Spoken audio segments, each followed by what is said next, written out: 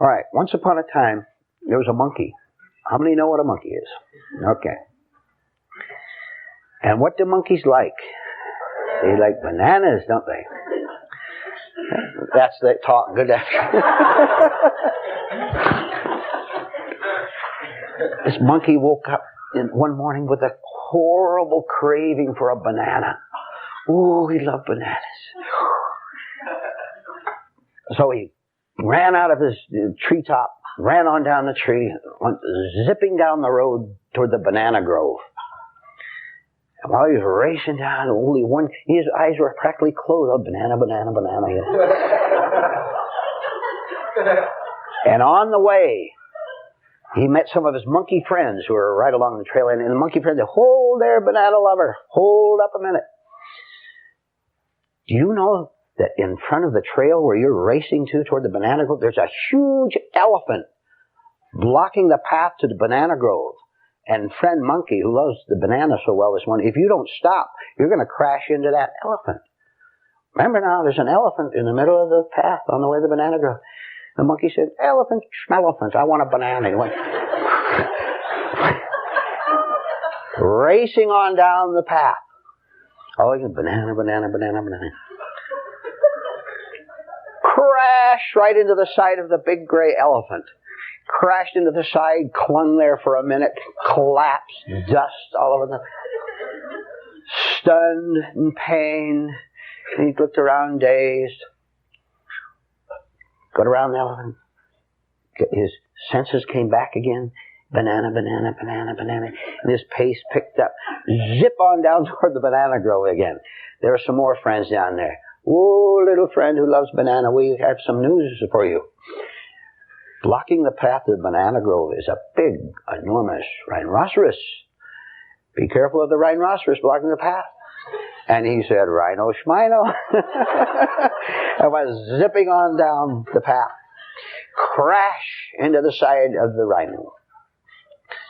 Collapsed to the ground. Dazed. And, I don't know what's happening to me, but I do know what I want. I want a banana. Zip around the rhino. Zip on down toward the banana grove. Banana, banana, banana. His friends called, "Hey, banana lover, we have some news for you that might save you some trouble if you'll just listen a little bit. There's a big hippopotamus blocking the path on the way to the banana grove." He said, "Hippo schmippo." And you're waiting for that one, weren't you? Ran on down, smack into the side of the hippo, collapsed on the ground, dazed, and got up. And when he got to the banana grove, he was all weary and tired. And his mind even changed about the banana because he was so dazed by it all for a little bit.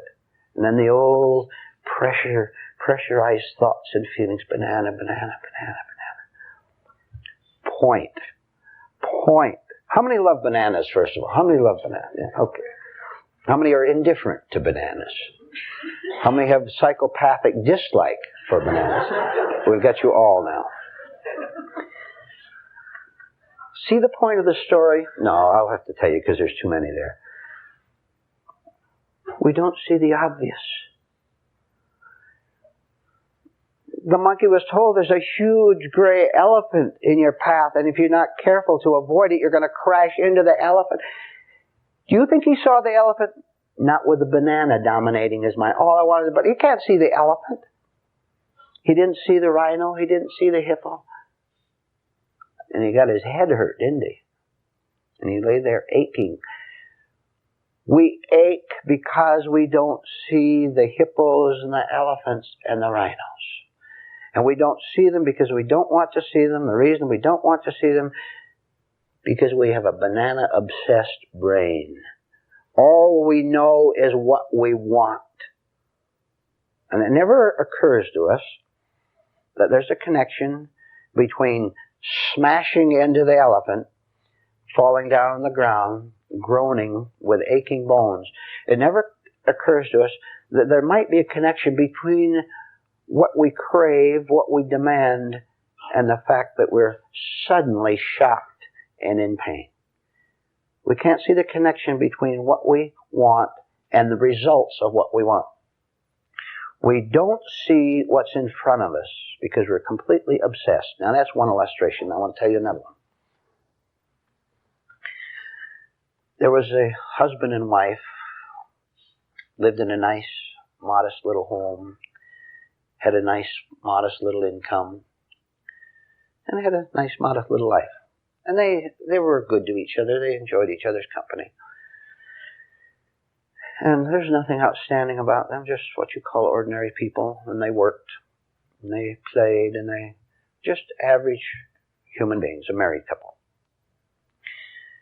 And both of them belonged to several clubs and organizations. Both of them. Social clubs, business clubs, religious organizations, churches. Both of them belonged to half a dozen or more.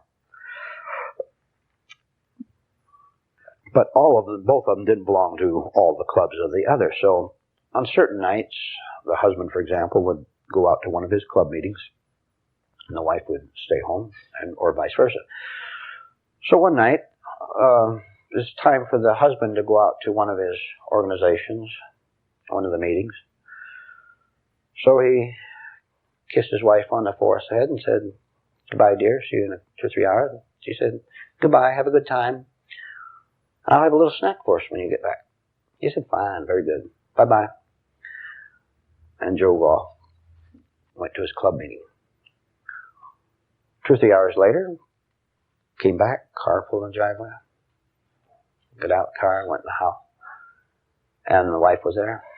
"Hi, have a good time?" "Yeah, well, all right."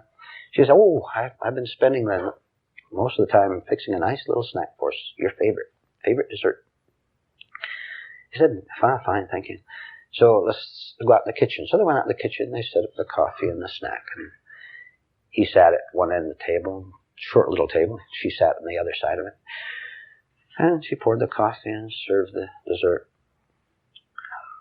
And they talked back and forth a little bit, but suddenly the wife looked up at her husband and she said, "What's wrong?" He said, "Oh, nothing wrong. Nothing." She said, "Oh, come on now. We lived together long enough. I know you when you're in a mood, different state. What's the matter? Something happened at the meeting or a problem of some kind? Headache? Can I get you an aspirin?" He said, No, nothing physically wrong." So he continued to sort of just stare at his coffee and his dessert instead of eating it. And she knew better than to press him. She understood that he couldn't talk about whatever it was that was on his mind. So that was the end of that incident. And a couple weeks later, came time for another one of his clubs. She, in the meantime, had gone to one or two of hers at night. But came time for him to go to a different club. So he went. "Good night. Yeah, see you a little bit." She said, "Fine. More snacks when you get home?" He said, "That's nice." So he went to the meeting, came back, out in the kitchen again. Same thing. He wasn't his usual talkative self, and she knew it. She understood that something was preying on his mind.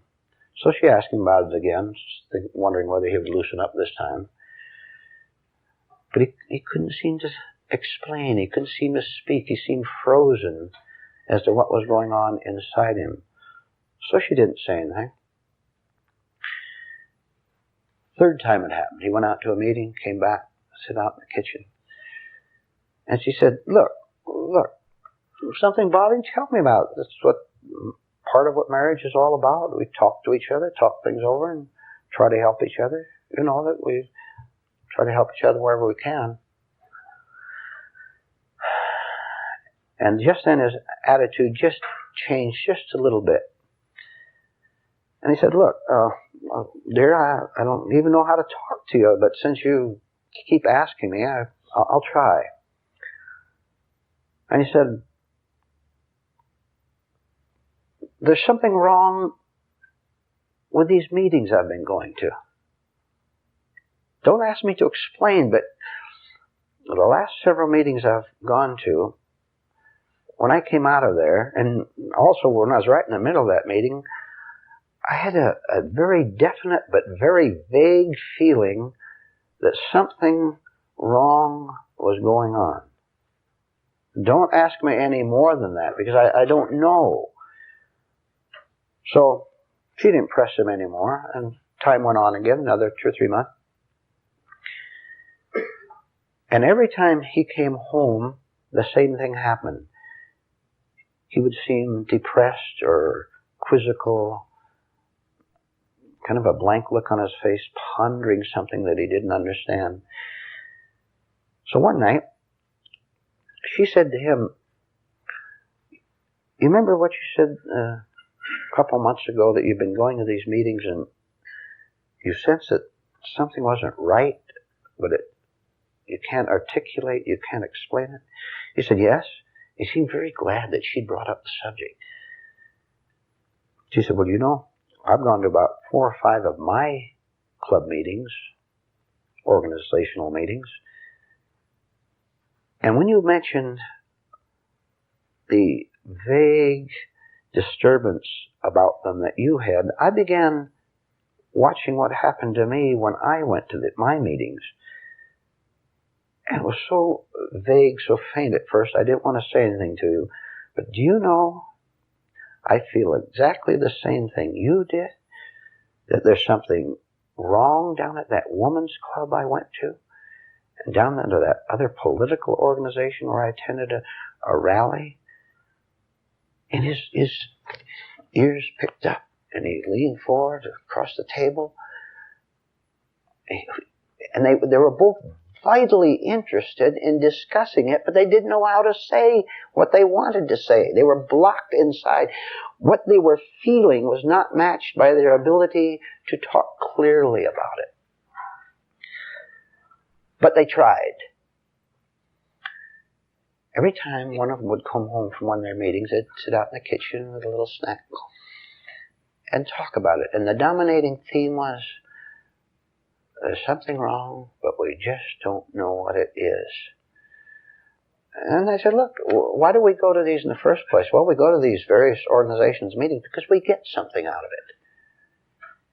For example, the labor union helps us to get higher wages. In that political club, we hear about candidates and we choose the one we want and we vote for them. Why do we go to them? Well, we get something out of them, but that business of getting something now seems secondary because something very disturbing has now come over both of us. They did the best they could to understand the feeling. A year later, took a whole year of both of them trying to analyze what was going on inside of them. Finally, one night, after a year, husband came home from one of his meetings, and he sat down across the table in the kitchen, and his wife looked over at him, and she knew that something had happened internally to her husband. She knew that some kind of a change had come over him since the time he left the house and came back to the kitchen. She didn't know what it was, but she could just tell that there was a certain solemn look on his face, as if he had undergone a certain experience that was definite and had changed him in some way. So she sat there waiting for him to say something, and finally he did. He looked at her and he said, "This is the most shocking revelation I've ever had in my life. And I've for a whole year, I've been afraid, dear, to say this to you. I've been afraid even of your reaction to what I'm going to say to you in a few seconds. I've been afraid to hear my own voice saying it. But I'll tell you, I'm going to say it. The time has come and nothing's going to stop me now. The feeling is too strong." And she waited, and he was blocked a little bit. But he looked at her and he said, "You know, and look, whether you understand this or not, dear, I'm going to tell you something that I know for an absolute fact. And here it is. Those people down at your club meetings, those people down at my club meetings are our enemies, not our friends. I sense this. I know it. I know it absolutely. And I'll tell you why I know it, how I know it. Since this feeling started coming over me about a year ago, I'd sit back in those meetings and I would watch what was going on. And I even made certain little notes to review when I got home. You saw them as I put them on the tables from time to time.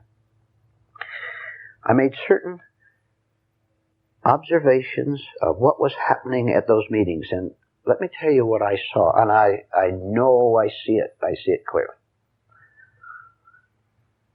I know that those clubs and those groups, I know that it's all wrong for them to even exist. And I'll tell you why I know it's wrong. You know I'm not the most virtuous or moralistic man on earth, dear, but I'm going to tell you what I see, and I know absolutely. I know it's wrong to hate anyone.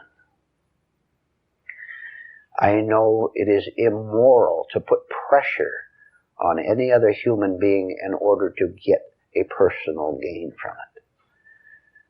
I know it's wrong to be vulgar and crude, and if you could hear some of the language down at some of those men's meetings we have, and they all laugh as if it's funny. They all laugh as if it's right. And the shock, dear, is this. I was part of it for many, many, many years. Not seeing what was going on, not seeing how evil I was.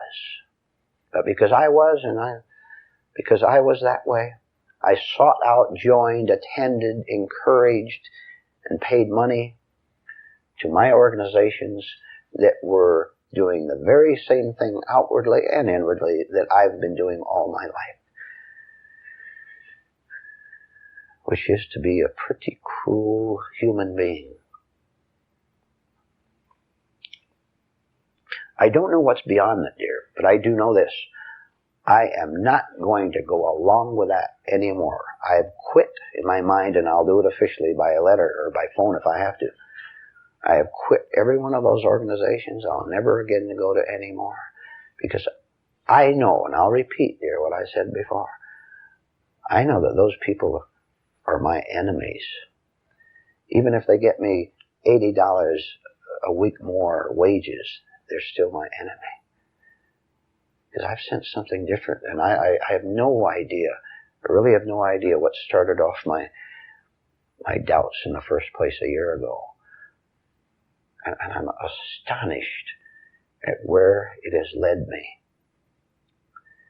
And his wife sat back, and she listened, and she nodded with understanding at every point or two that he made. Because she had done the very same thing. And when he was all through, she said, I've been doing the same thing you have. And I know you're right. We'll leave the couple there. But I'll tell you what will happen to them. Two things. One of two things will happen to them. If the spirit that entered into both of them, if the spirit continues to be welcomed, as the husband's first doubt was welcomed, if that continued to be, they continue to be receptive to it, someday, one day, both of them will be in this room. They may not come here directly, but they're in Dallas, Texas, or they're in Tampa, Florida, or they're in Minneapolis, Minnesota. And they're wondering what's beyond their act of cutting out the old life. And if they will stay suspended and not say, well, that, as most people would do, If that group of organization is all wrong, maybe another group would be all right. But if they stay suspended and don't say that, and don't fill up the beginning blank space, empty space within them with something wrong, one of them will walk into the library in Minneapolis, or one of them, both of them, in this case, would get something in the mail, something that perhaps Richard has mailed out a couple of days before. They'll get something in the mail, and they'll look at that, and they'll wonder at it, and they'll send away for a book or a tape, maybe. Because the old life, having been weakened to a point when something really new, when the message is ready, ready for them, they will get it, and they'll start to change, and they might eventually come here. You remember how we started the talk this morning, that people don't see the obvious? You ever belonged to any organization at all, or you went to meetings?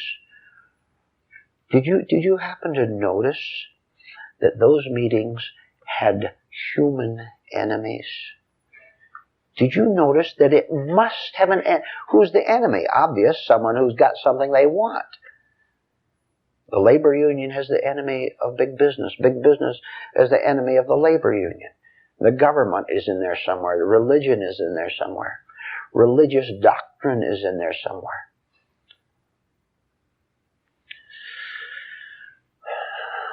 And all these years that we went down to those meetings, we never sat back, as that husband and wife did, and said, question, I wonder if these people are really my friends, or are they simply getting me something, a raise or an advancement, instead of something far, far higher. The point of both stories. We don't see the obvious. We don't see what is right in front of us. And even now, after hearing this talk this morning, you're going to go out of here still not seeing the obvious. But we're working at it. We're trying. We're going on from where that couple stopped. Hopefully they'll go on. And we're going to make our minds just as clear and as simple as possible in order to actually go on from there. And I want to call have a short break, because I'm going to read some things to you that will continue with this, but I don't want to start now and then have to stop in the middle. Do take a short break now and come back in 10 minutes and we'll go on. We don't see the obvious. Now I'm going to simplify the obvious to the point where it cannot possibly be simplified anymore by reading certain things to you.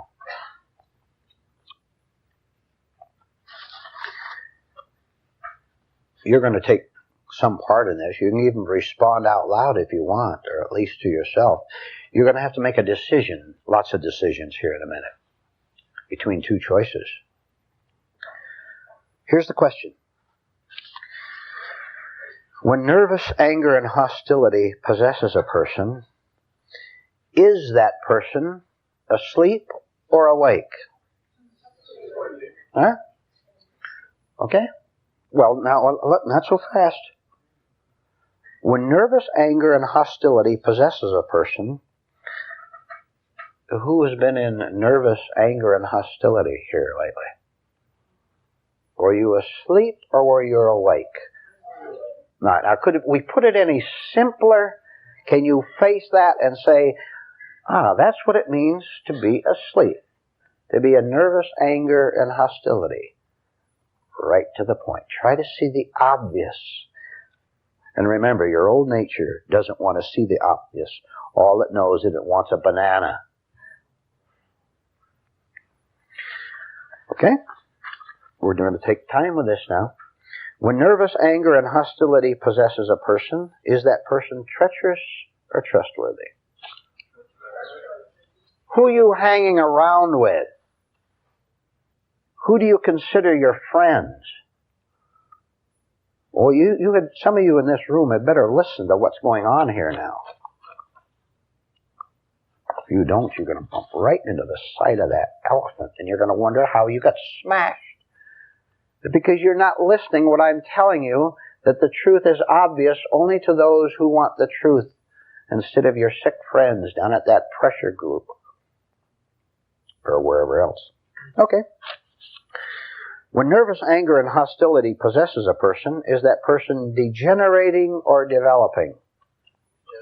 You know the answer. Is he artificial or natural? When nervous anger and hostility possesses a person, is that person against God or for God? Is he right or wrong? Is he chained or free? In darkness or in light? If you're in darkness, you're going to choose friends who are like you are. You are always hanging around with yourself. Right?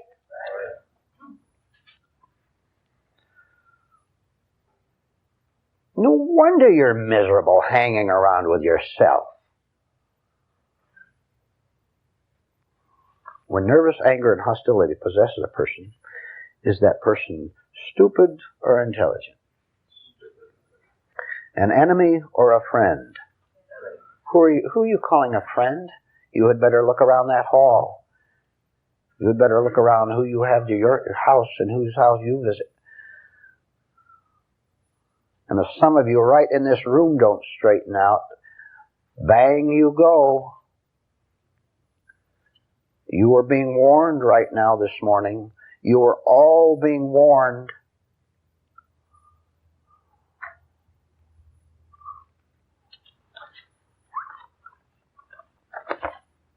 I'm not as dumb as you think.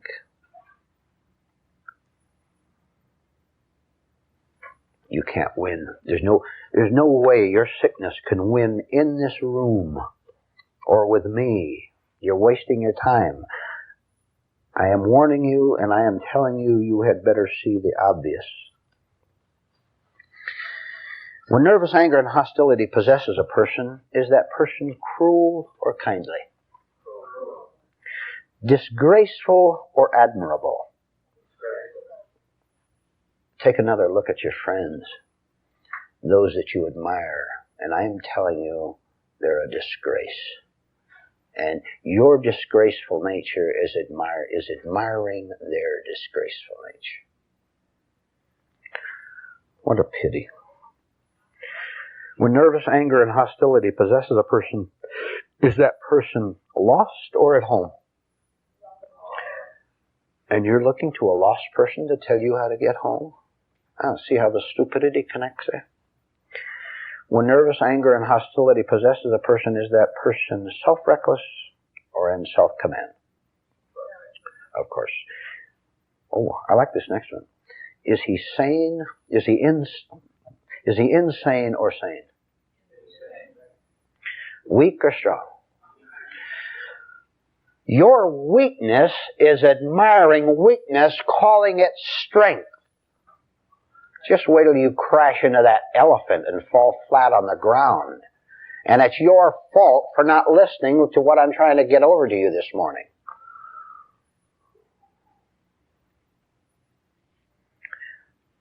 When nervous anger and hostility possesses a person, is that person sick or healthy? How about the next one? Is he childish or mature? Obviously. Is he unconscious or conscious? Beware of people who love to quote words that are favorable to their self-images. Is he foolish or wise? How about this next one? When nervous anger and hostility possesses a person, is that person worthless or valuable? Evil or good? Hateful or understanding? Okay? All right. Obvious, right? Do you see what you just nodded your heads to? I doubt it very, very much. You can test yourself to see whether you understand the obvious by what you do when you leave this room. Now, Here we go on the next phase. If there is anyone in this room who thinks, for example, that a person possessed by nervous anger and hostility thinks that that person is trustworthy instead of treacherous, I want you to raise your hand and explain your reasoning to the rest of us. Is there anyone here, just a minute please, is there anyone here who thinks that a person who is in a state of nervous anger and hostility, if you think that that person is trustworthy, then please raise your hand and explain to the rest of us. All right. Is there anyone in this room who thinks that a person with a lot of hostility in him is developing instead of degenerating? If you think that a hostile person is developing into spiritual maturity, please raise your hand and explain your reasoning to me. Is there anyone in this room who thinks that hatred, hostility, nervous aggression, and so on, is the sign of that person being your friend? A person who is hateful, could that person be your friend? If you think so, raise your hand and explain logically that fact. See, you miserable little wretches, when you get trapped, you remain silent. Lost people do not know that their so-called friends are also lost. A lost person doesn't call himself lost, he calls himself found. Therefore, he calls his sick, lost friends found. Therefore, we're two found people working together with this religious doctrine or whatever, right? Clear? Right. All right, is there anyone in this room who thinks that a person who displays hate... Well, I better go back a little bit. You see, all lost people, all hateful people are very good in repressing their hatred. And it only comes out when under certain circumstances the emotion gets so strong that they forget that their face is beginning to be contorted, right? They forget themselves because they're so lost inside, they can't remember to play the role. They forget the script. So you remember that, for example, anyone in this room might have a lot of hatred in it, but you don't see it because just now there's no challenge to their egotism. Man, we're getting right down to it this morning. Isn't that great? All right. Is there anyone here who thinks that a person with hatred in him, with sneering sarcasm in him, is a sane person? Now, if you think that a person with hatred and sarcasm in has a sane mind, please raise your hand and explain your reasoning to me, to the rest of us. Anyone? Okay. No. Is there anyone here who thinks that a person with aggressive hatred and hostility in him is a mature human being? Or is he childish? If you think he's mature, raise your hand and explain to the rest of us your reasoning. See, I know what's happening now. You're trapped. Many of you are trapped. Now let's see if you can show a spark of intelligence and use this trap that I've deliberately pulled you into to shatter the trap that's squeezing the life out of you. Let's see if you have that intelligence.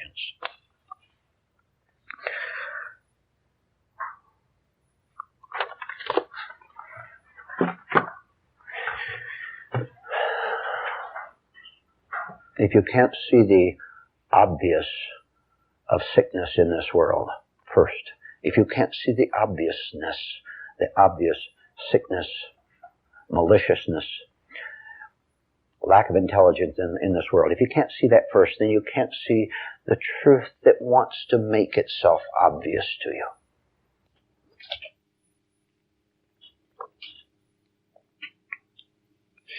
The greatest secret ever revealed is this: by thinking in a new way, you can live in a new way, a way filled with quiet power and lasting happiness.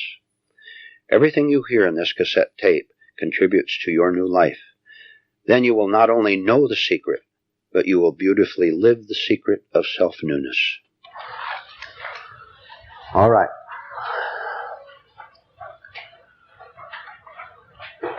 You have a movement of fear that originates in you and extends to the outer world. It also turns inward. So you have movement of tension, of anxiety, of uncertainty, of doubt that starts in here, turns backward. At the same time, it divides and goes outward. And as long as you have fear of yourself, of the way your mind operates, of how you think, of how you meet the world, as long as you have fear of yourself, you must have fear of the outer world. However, it is much more convenient to your lost state, which does not want to find itself. It is much more convenient for you to look out from yourself at the outer world and say, I am afraid of that. If you were to give your full attention to the inward division, the same fear dividing itself into two expressions. If you were to look inward, inside yourself, and say, I am afraid of myself, that would bring up too much work for a lazy mind to consider further.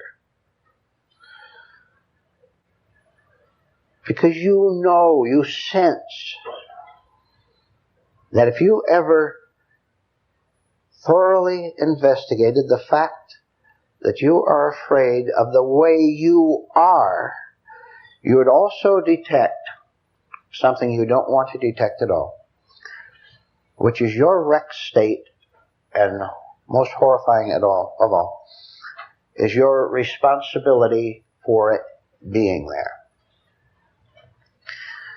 So now it becomes very easy to refuse to examine the inner fear of ourselves, of the condition we're in.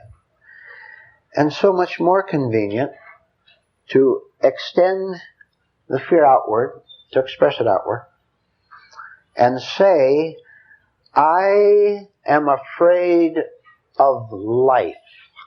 Now that's the generalization, and that's the way you think, that's the way you start. You say to yourself, I am afraid of life. Now, that isn't enough. You start to break it down into 1,000 different sections. I am afraid of what life can do against me. I'm afraid that I'll never be adequate to handling the challenges out there. I am afraid that the decisions that have to be made in order to handle even daily events, I'm afraid that the outer world is just too much for me, the way I am. See, you haven't said, why don't I see the way I am and see if something comes from that work. You simply blame the outer world, and if you fear it, you're also accusing it. Now look what's happened so far. There's nervousness, there's tension, there's horror. Oh, no problem with that. I will just look outward and stay afraid. I will look outward, and by doing so, I won't have any responsibility for changing anything in here. If I can create and keep going, perpetuate life as the enemy, I have nothing more to do. It's all settled. You know how it's settled? You just get up every morning and start the day the same way. The same crabbiness, the same accusations, the same sourness, the same stupor, the same daydreams and night dreams. This is the way you want it. Nothing to do but drift along on one accusation, one fear after another at the enemy. Life is the enemy. That settles it. That fixes it. That's all I have to do is to know that. Oh, talk about drudgery. Talk about hard work. Talk about stupidity. My 24 hours of the day, all the energy, all the force I have, all my thoughts, all my decisions now have to be brought together in a daily, a secondly, assault against the enemy in order to keep it going. I've just described to you the working of an insane human being, of a mind that's split right down the middle, of a mind that wants to drift through life being as cruel as it wants to be. No responsibility at all. That's it.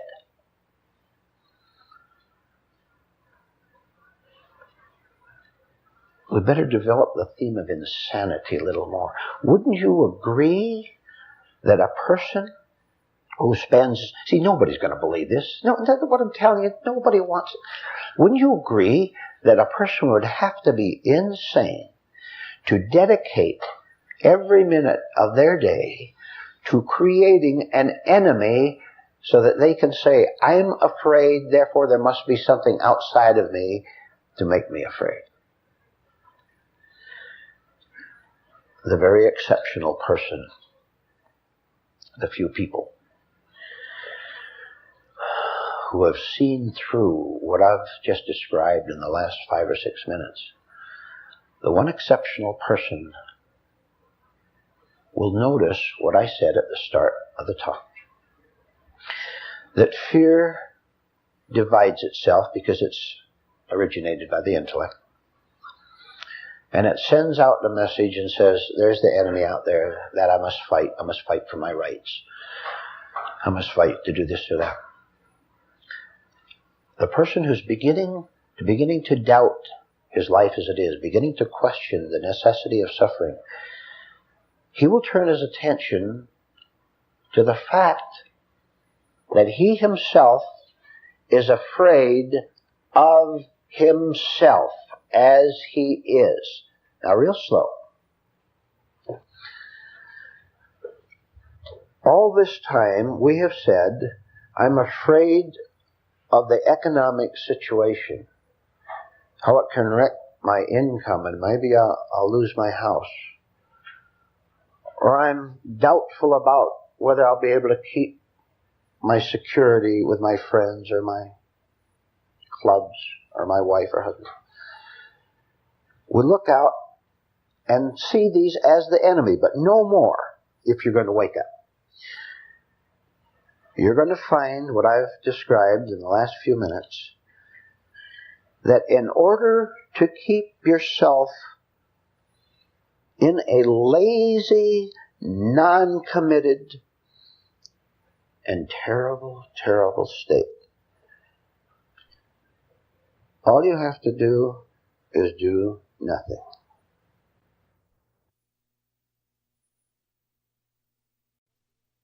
But if you want to do something, then you turn your attention back and you look inside yourself and see where, listen to this, where the only source of the fear of life can exist, which is in me, which is in you. There's only one source of me looking out and being scared at losing you. Losing this.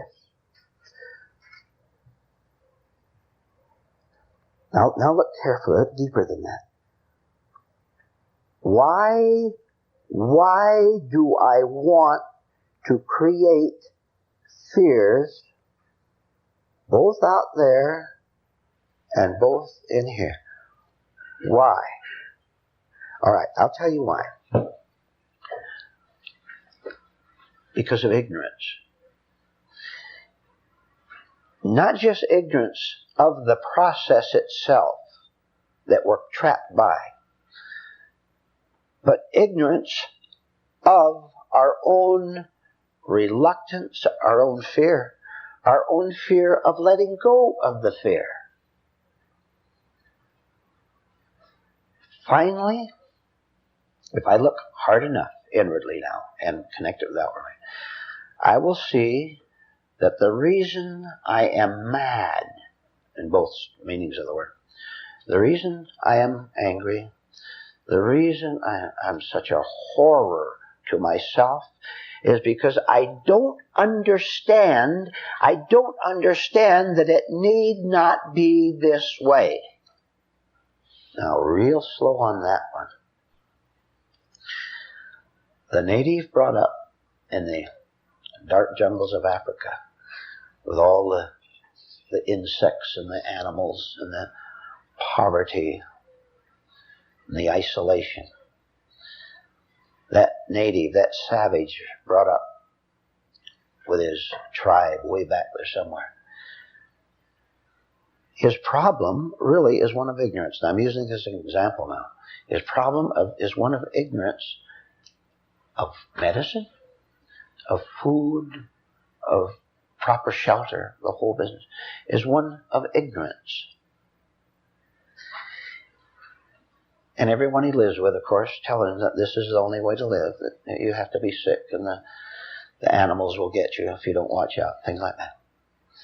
Now, I will tell you that there is no difference, you understand, there's no difference in the condition of that savage and in the condition of human beings, including the human beings that I'm looking at right now. What keeps the savages right in the heart of the jungle? Well, let's see if we can get the right word for it. A heaviness of spirit that wants to be heavy, because then he has no responsibility of getting up on some small hill in the middle of that jungle and looking around and asking, what's over the next mountain? Is everything like this, the savage asks. He looked down at his village with its poverty and its superstition. Is everything like this? See, this is the problem in this class.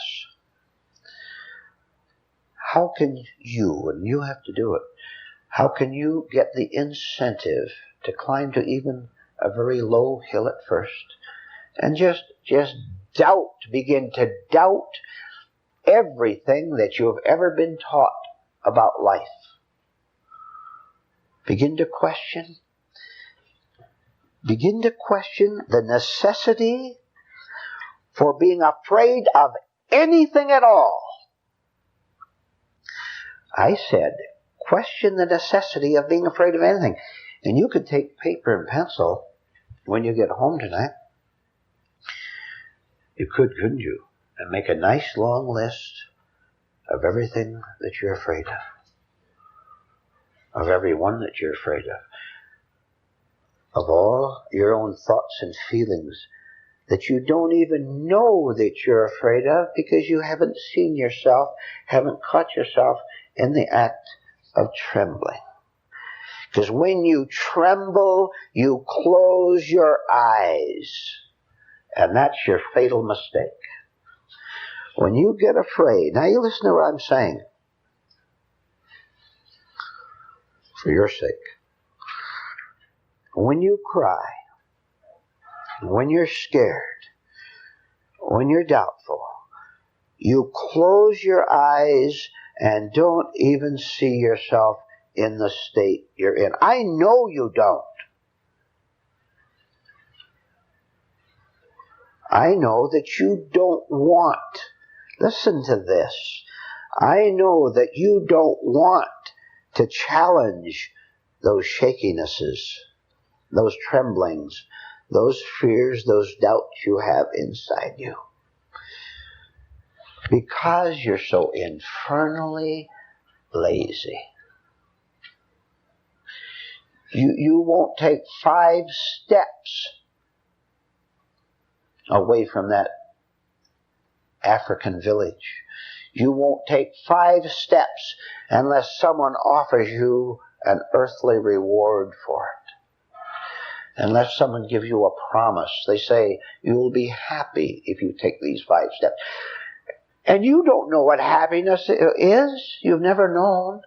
And so you take their word for it and you take the 5 steps.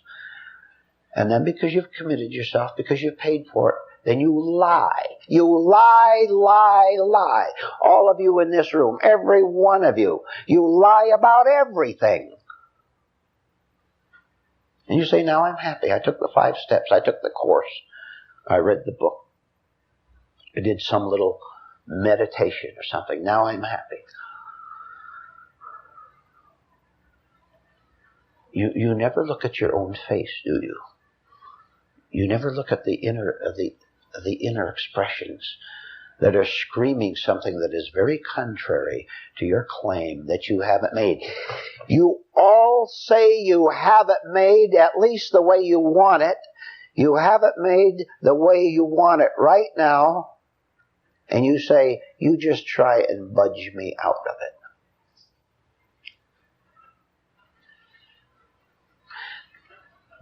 That's not the way it works. You're just looking, aren't you? You're just looking for a savior to come along. Or you'll create your own. You're just looking for someone who acts according to your idea of what kindness is, of what love is, of what help is. You're just dying, praying for someone to come along and say, I will help you, and you follow absolutely. And at 8 o'clock, you follow west, and at 9 o'clock, east, and north and south, and up and down and sideways.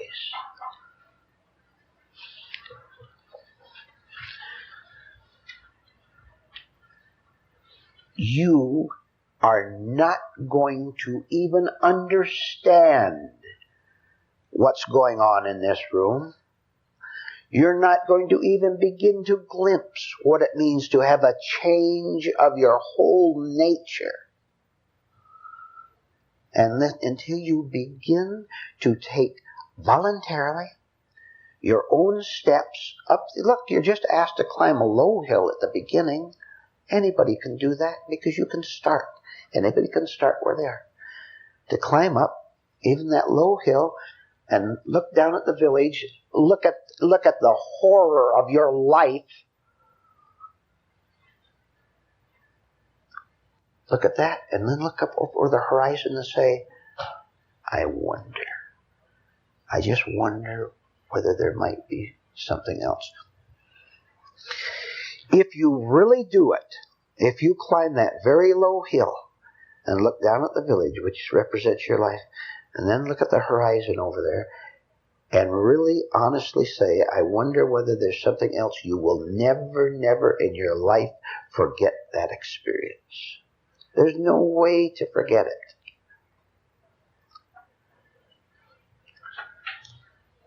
But you're still not out yet. I know you. I know that some of you sense what's going on in here. I know you have a feeling that this is different, which it is.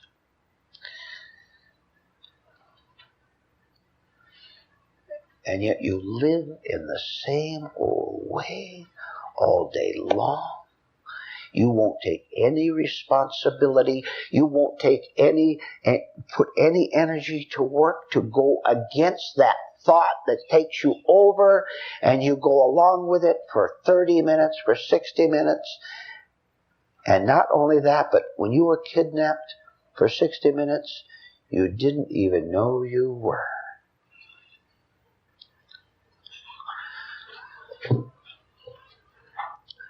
Something is going to have to be sterner with you than you are with yourself.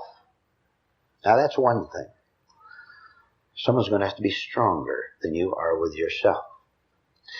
Now that right sternness, that right strength exists. And you fight it all day long.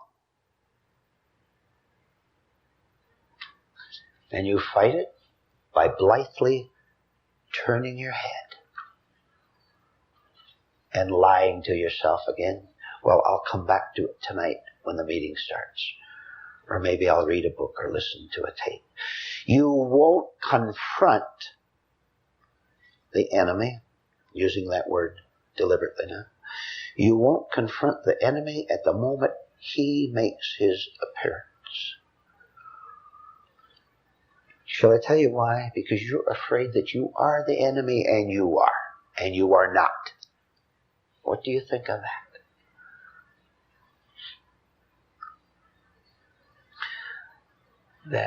That terrible thought comes into your mind, that horrible thought of revenge against someone. Revenge, striking back, that comes up and you say, that's me. I must not admit it's me, and you turn your head and you never come face to face with the enemy.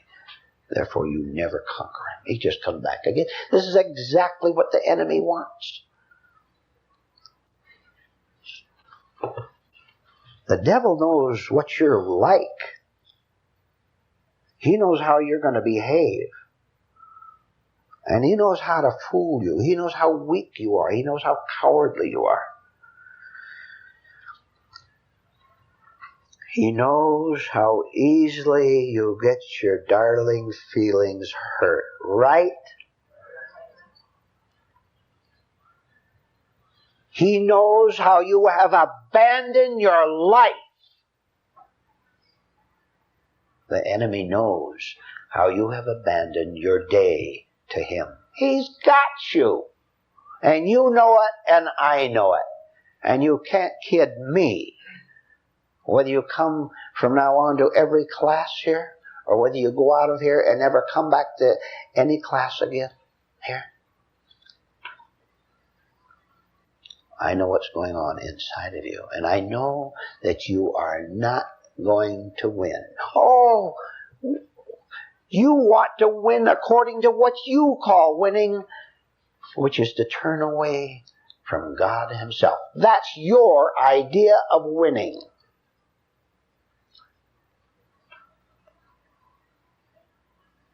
Have any idea of who you're pitted against? Well, of course, imagination, which calls itself a deity unto itself, of course, imagination and conceit and identification, all that is perfectly sure that it can win, because isn't it all powerful in itself? You don't think I'm talking about you now, do you? You may suspect it, but you won't face it so bluntly, come right face to face with it, that you want to collapse from shame at the way you have behaved. All right. if you're not ashamed of the way you treated your wife, your ex-wife, or your ex-husband, if you're not ashamed of the way you treated your brother or sister, your parents, or your friends, if you're not ashamed of that, then you try being ashamed of the way you have treated yourself all these years.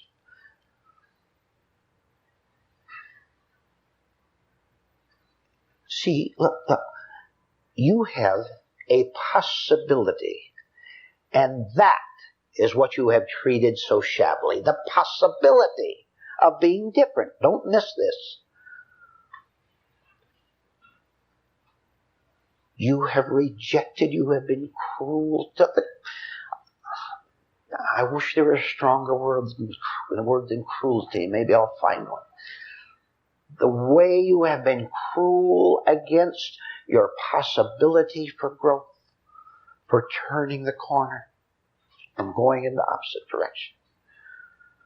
What utter viciousness, all the viciousness that you have learned, that a vicious society has given to you, you've collected it together, and may heaven help you, you have said, this is the way to treat the offer of God Almighty to save me. To say, no thanks, I know better. You miserable little wretches, look at you. And you don't know that you have been saying right in front of me for the last 25 minutes. You don't know that you've said, I know better. I'll give you evidence. No, the evidence is as plain as the wall. The evidence that you have rejected the offer, that you insist you know better, the perfect evidence is that after coming to all these classes, you came into this room tonight a scared human being. So I know which way you chose. I know how badly you have treated the opportunity you have for being different. I know that you were all waiting for a hero to come along. Where did the hero start? In your own mind. And he's going to be just like you. You are the only hero you have ever had. And to prove it, you have worshipped yourself as the hero, and look at the wretched idol you have worshipped, and look at the results of that right now in this room.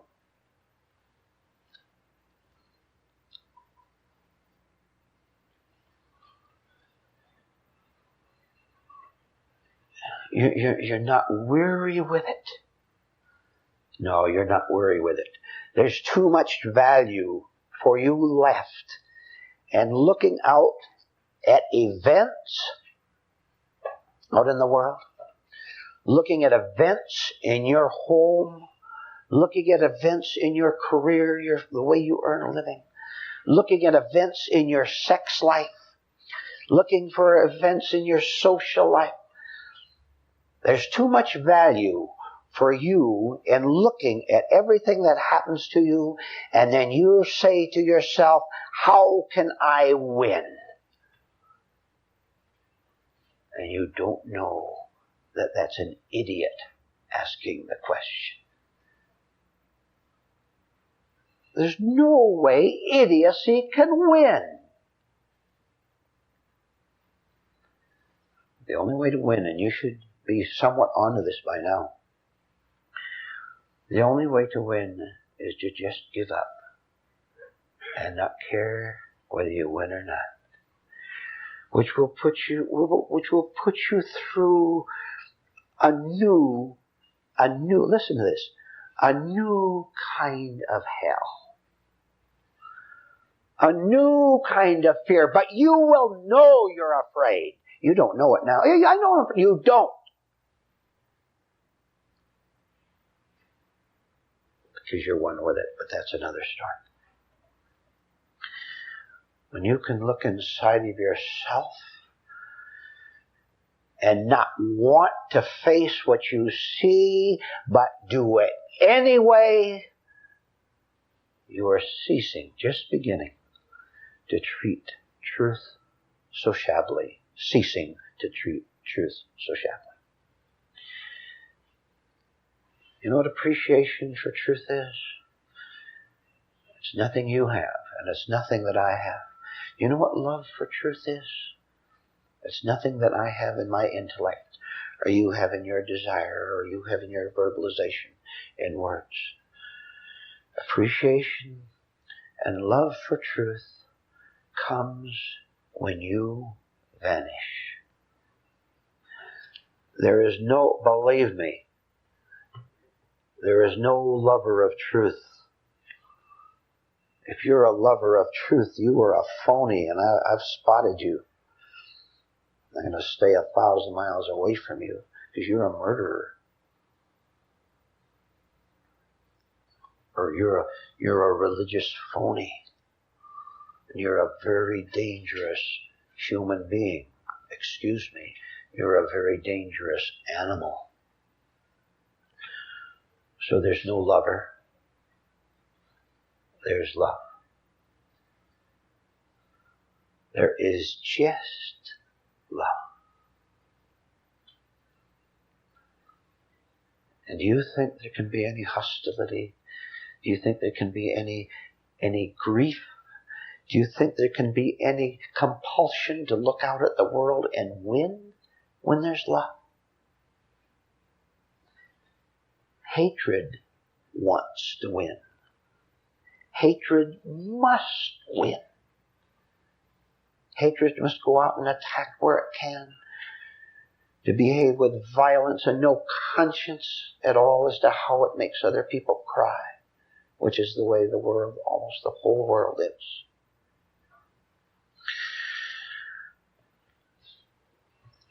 Aren't you tired of hurting yourself? No. And I will emphasize that.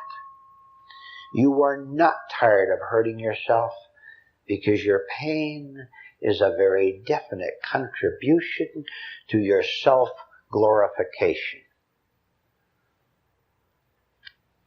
One of your key words in your present life is glamour. You want to glamorize yourself. You want to glamorize your thoughts. You want your petty, stupid little plans to make an extra $10 today. You glamorize that and remain part of the sickness of this vicious, vicious world. And you are one of the contributors to it. Love is something else. It doesn't want a thing. It already has it. How can love be cruel as hatred can be cruel? How can love be cruel when it's not trying to get something for itself? We're cruel, we're vicious only when we say, I need what I think you can give me. And who's the person going to give it to you? Who's going to give it to you? Another human being who is just as sick as you are. And so the horrible little game goes on and on and on. If there is one of you in this room who will go all the way, I said all the way, you will understand everything that I've talked about tonight. And your understanding will be in the living of it. And in that, there's a beautiful quietness that never looks around to see whether people are coming its way or not. It has the whole universe all to itself. And we'll take a 10-minute break. Vernon, what's my worst problem, and what would be the proper way of going about it? Say that again, John. What is my worst problem that I have, And what would be the way to go about it? Well, the worst problem any human being has is that he's living in an unconscious state of which he is unaware. Now, that is the basic fundamental problem of every human being, including every human being in this room, in front of me. You don't know that you're unconscious when you are. You're unaware of it. Therefore, look, I'm going to talk to some of you. Phyllis, you're unconscious. Lila, you're unconscious. Guy, you're in an unconscious state. Pat, in the back row over there, you're unconscious. Al, you're unconscious. Pete, you're unconscious. Larry, you're in an unconscious state. Joe, Bonnie.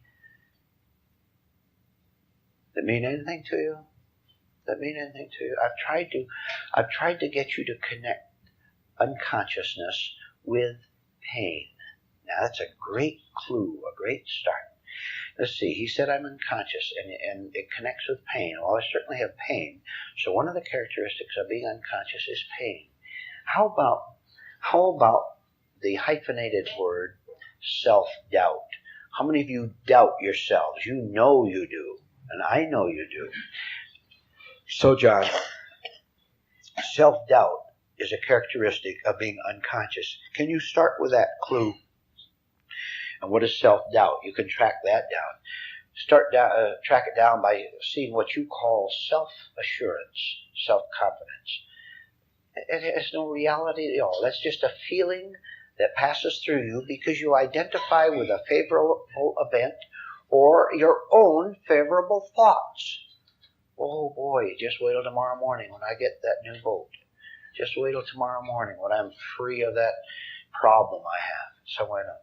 This is just an idea. And you've connected this with yourself. So you have what you call self-confidence, but it's simply not you at all, and therefore you have to swing over to the opposite.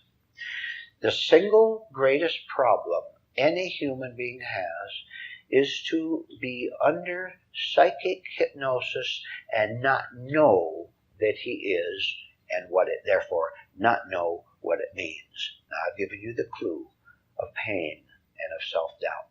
Now you have to work a little bit. The only chance any of you in this room has is to come to this room every meeting that you possibly can. This is the only chance you have for understanding what is going on here, which is the revelation of truth itself. You don't know that yet. Some of you new people perhaps don't know that yet. And you never will know it unless you come to every class. If you go out of here and don't come back, you will be lost, but you won't know you're lost. And it'll have no meaning to you. Go ahead, Bruce. This mind doesn't know what to do with the assertion that all of my fear is fear of myself. Because I always thought that even if I couldn't trust things out there, at least I could trust my own mind. Everything that Bruce is built on a presumption that I know what I'm thinking about, that I can figure things out. I don't know where to go with that statement. Yeah, I know. And the only way you can go with it is a deliberate slowing down so that you don't care to fight over it. You fight over it, you're fighting over it because this is one way of concealing yourself in the argument, concealing yourself in the fight. Will you dare to do something different? Not just Bruce, but the rest of you. Will you dare to step out of the argument? Have you ever have a kid had a little scrap with someone, you threw something at someone, they threw something at you, maybe you banged away at each other a little bit. Have you noticed how tied you were to the other person? How he became essential to you? How are you going to fight unless there's someone to fight? All right. Now that's the habit system we've built up, physically and inwardly. All right. Can you dare to do without someone to fight? Can you just walk away? I've given you many examples of that. For example, fear that you won't be able to get this. that you won't be able to understand it, that you will die before you grasp it. Do you dare to just walk away from that argument? It is an argument. Am I going to make this? How can I make it? Why don't I make it? I must be stupid. Do you dare to just turn around and walk away? You're afraid of death. You're afraid you'll die if you walk away from the argument. And I'll guarantee you that you will die if you walk away from the argument. And you will be resurrected after that. Just a minute, please.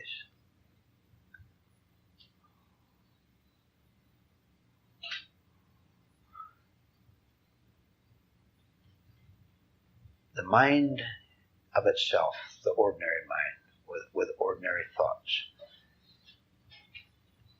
lives for itself fiercely. And when you identify with that mind, you also take it for granted that it's leading you safely and leading you into permanent existence.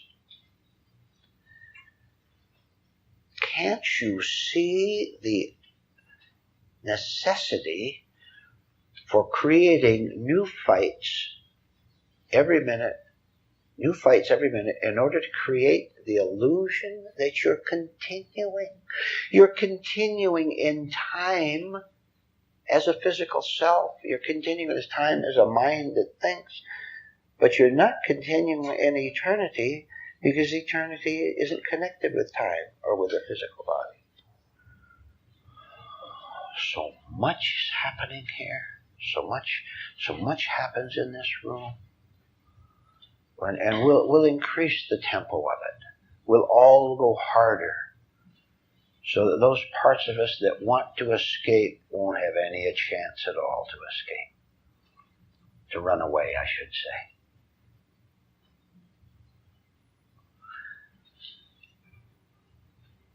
The pressure has to build. Now, what does it mean the pressure has to build?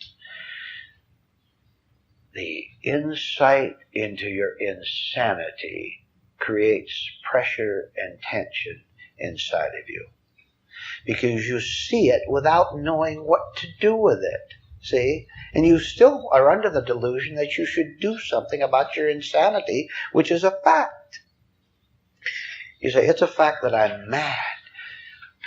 You watch yourself for just a half hour, and you see the utter recklessness of your thoughts, how you have no logic at all, how you hate a man who walks toward you just because of the pleasure of hating him. And you see all that. In short, you begin to see your insanity, and that builds pressure, because you'll make the mistake. You'll always make the mistake, because you're not far enough along it. You make the error of saying, but what should I do about it? And when you ask that, you've just condemned yourself for a number of more years of that insanity. Because now you're going, the insane person, which is all you are, one inmate of the insane asylum is going to cure another inmate of the insane asylum, right? And so we do this for years and years and years. And sometimes we've done this many times, have we not? We say, he's cured. I've found God. Or I've found a new excitement. The insanity continues until you see it and don't do a single thing about it. Then it will fade of itself, because you have left it in time where it belongs. And anything left in time will fade of itself. Have any of you here, in any way at all, seen the fading of a small negativity in you in the really right way? Have you seen a little bit? That's all that's asked of you for now. Betty, please. Your illustration of natives living in the jungle out of sheer ignorance describes my life as I see it now perfectly, where I lived so stupidly for so many years, for all of my life. Yes. All right, Betty, and the rest of you too. Can you see, with your awareness of your insanity, can you also be aware, and it's there, I'm just pointing something out to you, can you be aware of the lessening of the shame that you had? Just a little bit. Yes. Huh? Yes. That's a confirmation. As your shame, as your guilt begins to vanish, that means you are no longer calling yourself that brute who treated that woman like no man should treat a dog. And yet, we did, didn't we? Girls, boys.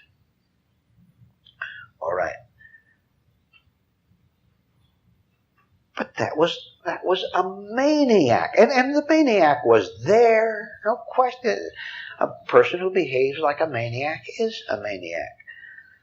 And for a long, long time, we tried to get rid of that raving maniac. And every time we did, he'd come back again the next day, the next week, until we thought he would kill us.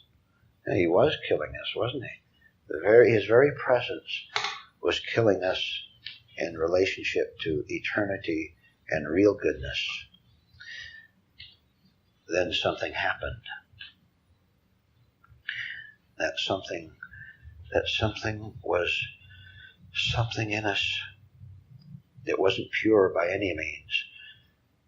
And even its desperation had wrong desperation in it. And yet there was this questioning where you looked and saw all those witch doctors in the African village. And you knew you were looking at insane people who were teaching you how to live. But you didn't open your mouth, did you? You were too afraid to. You were even afraid of their revenge. Because you knew they were as insane as you were. But you climbed 4 or 5 steps up that small hill, then another 10 steps. And you looked down, and your suspicion began to grow to a certainty that this is insanity.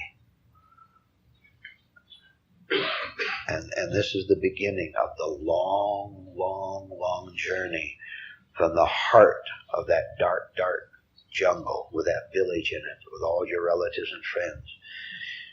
Plunging into that jungle all alone, it's pretty scary.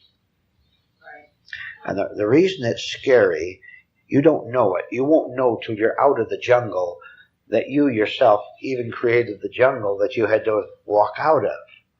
Because the jungle was also in here. And we're using a figure of speech, too, of course. The jungle can disappear while you're right in the middle of it. You're right in the middle of the jungle. All around for 1,000 miles, this thick greenery with the strange animals and all that. If you suddenly woke up, the jungle would disappear. And all around you would be something different, something very pretty, something in which there were no menacing animals at all. Okay. Vernon, Lila has a tremendous fear of not belonging to any group or organization or other human being. Say that again, I'm sorry. Lila has a tremendous fear of not belonging to any group or organization or other human being. You have a fear of not belonging to any? Mm-hmm. You should have a fear of belonging. Of being alone, I guess. Well, who's alone?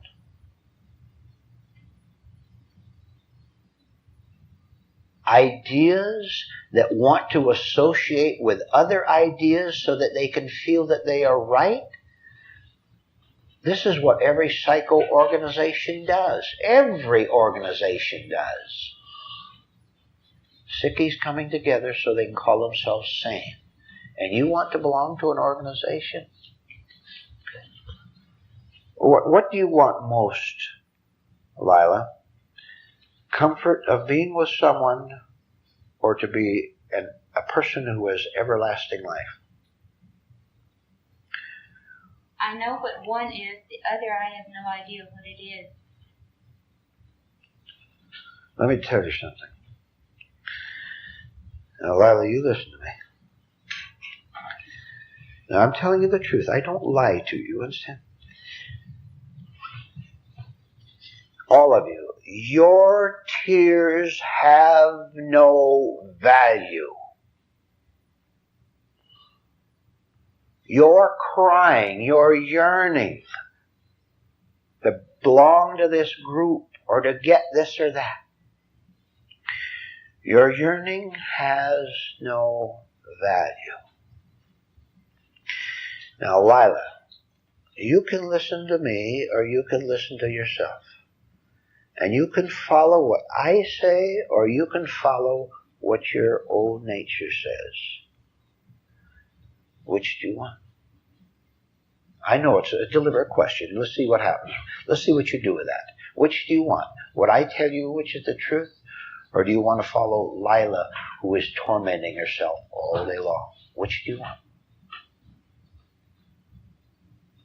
I would like truth. My mind tells me. But I don't know what that is. All right. Is there just a bit of you that wants to change? Mm-hmm.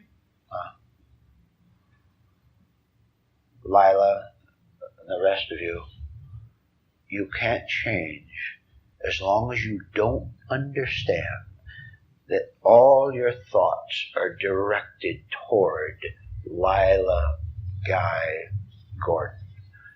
You can't change until you understand by seeing it for yourself. Walk down any street tomorrow.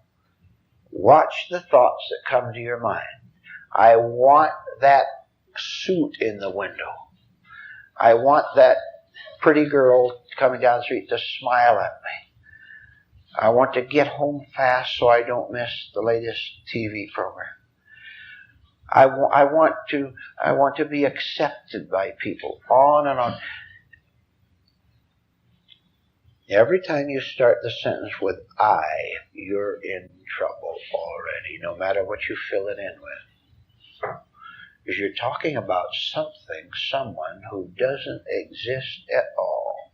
But that's why you do it. You want to keep the delusion going that you are you. Because you are all you have ever known. How's that for bad company?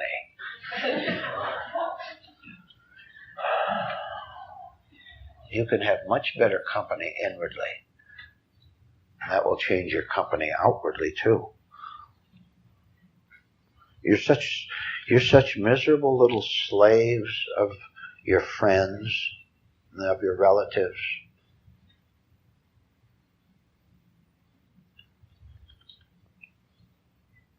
You don't have to be accepted by anyone. You don't have to be desired by anyone. You don't have to be pursued by anyone. Who knows more about you and about running this universe, you or God? Now come on. See, you can't get out of that. You'll try, but you can't really. No way you can really get out of that. There it is, right in front of you. Who knows most? Your mind, the way it now thinks, or truth itself? Who is the smartest, you or truth? Now, you can answer that question, because if you're miserable, then you've said that you are smarter than God.